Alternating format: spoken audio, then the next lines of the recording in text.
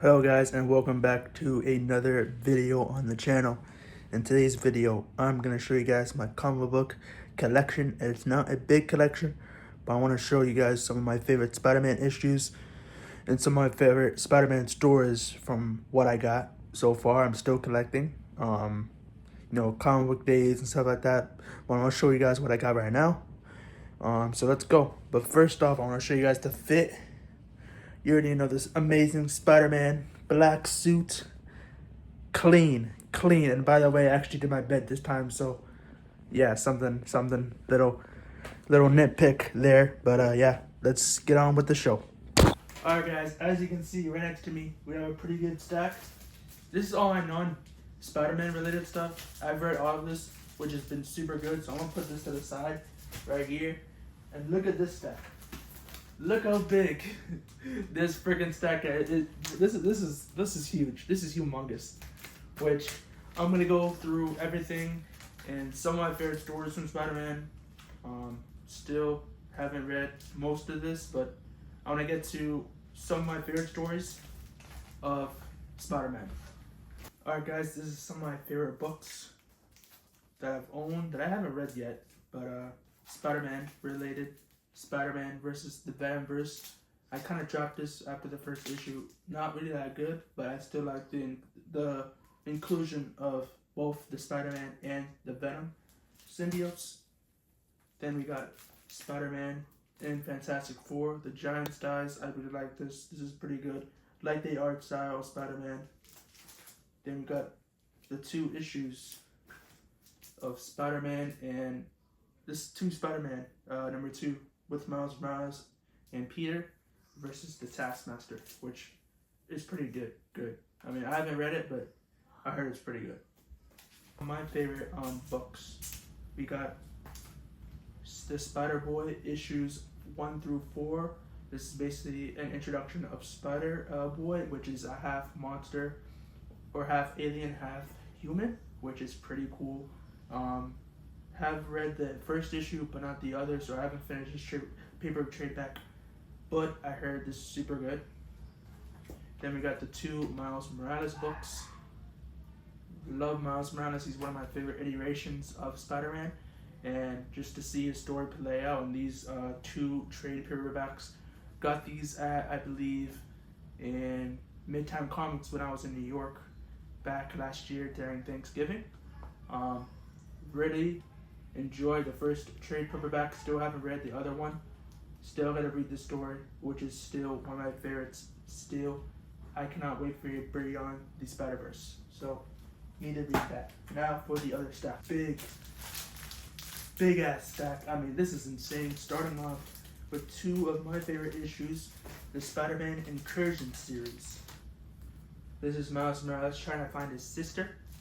It's a very good read. I really like the cover. Obviously, this one's blank, which sucks. But I really like this 2 issues. Still 2 of my favorite issues of the Ultimate Universe. And also, at the end of this year, we're getting Ultimate Endgame, which is going to be very interesting to see. Now we got Spider-Man and Wolverine. I know the other 2 issues came out already. Still haven't read that, but this is still one of my favorite stories. Plus, you got the Todd McFarlane type of Spider-Man, which is very, very interesting. I cannot wait to read the other issues. It's kind of like broken a little bit, but still very good condition. Love the art style on Wolverine. Super, super nice. Can't wait to read more of this. Need more of this. Then, we've got one of my favorite stories of this year, the 616 Spider-Man story, which has been decent so far. I've really enjoyed this new iteration of Spider-Man. Plus, we got other Spider-Man gonna be introduced. We got Spider-Gwen, Miles Morales of the Ultimate Universe coming in. This is gonna be insane. I cannot wait to read. Obviously, you got the variant cover of Black Cats. If you know, you know. Then we got Hobgoblin. Haven't picked up issues 2, 3, 8, and still haven't picked up 10 yet. So I'm kind of missing a few issues, but the Hobgoblin fight was also one of my favorites. This is definitely my favorite cover that I have of Amazing Spider-Man. Little side piece right here. It's so nice. And we got this one, issue 6, one of my favorite covers. And then we got this one, The Amazing Spider-Man with Black Hats, issue number 9. Still one of my favorite books to read so far. Really like the fight. Really like what Peter's dealing with everything he has in his life, and he still gets up to be Spider-Man. Love it. Before I show you guys my favorite Spider-Man issues, I'm going to show you guys the Spider-Man life story. I haven't read it yet, but it's one of my favorite books that I've seen, and the cover art is super nice, as you can see. So I really like this book. Haven't read it yet. It's like 160 pages or something like that. It has a lot of pages. But the art's fire. I mean, I've read it a little bit, I guess. But yeah. Still one of my favorite stories. Gotta read all of this though. And obviously, my favorite story of all time is Ultimate Spider-Man. As you can see, issue number 1. I told you guys about this already. One of my favorites, obviously. Volume 2. One of my favorites as well. And obviously, I have these other covers. Definitely one of my favorites as well. Issue number 12. Issue number 17. And then issue 18. And then issue 19. Still one of my favorites. Absolutely love this story. So that's basically all I have for my Spider-Man comic tour, I guess, or every Spider-Man story that I own. So that's basically it. This is definitely my favorite. Yeah. You know, there's something about Spider-Man. Not the powers, not the costume. Just Peter Parker, this kid from Queens, trying to hold everything together with his bare hands. He's not rich. He's not famous. He's not even on time most days like me. He's exhausted and tired, late for class and late for work, and somehow is still the first one to run towards danger. Peter doesn't wear the mask because he wants to be a hero. He wears it because he has to be, because someone needs help. And if he has the power to do something, then doing nothing isn't an option. He carries that moment with him. Uncle Ben's death, the one he couldn't stop, the one that broke him. Instead of letting it sadden him, he lets it guide him. That's rare. He's not saving galaxies. He's helping the guy on the street, the friend who's hurting, the stranger who's scared. Peter reminds me that heroism isn't always loud. Sometimes it's small.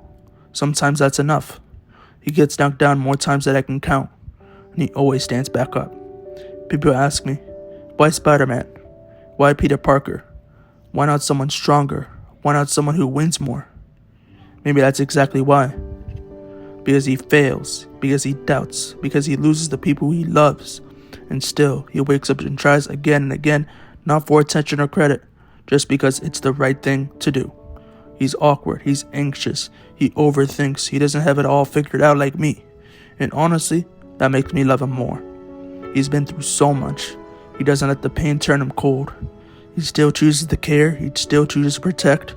He still believes the world is worth saving. And even if it doesn't believe in him, he falls, he fails, and he stands up again and again, because that's what Spider-Man does. So yeah, that's why I love Spider-Man, because even when everything falls apart, he keeps on going, not for the glory or praise, because he believes in something greater.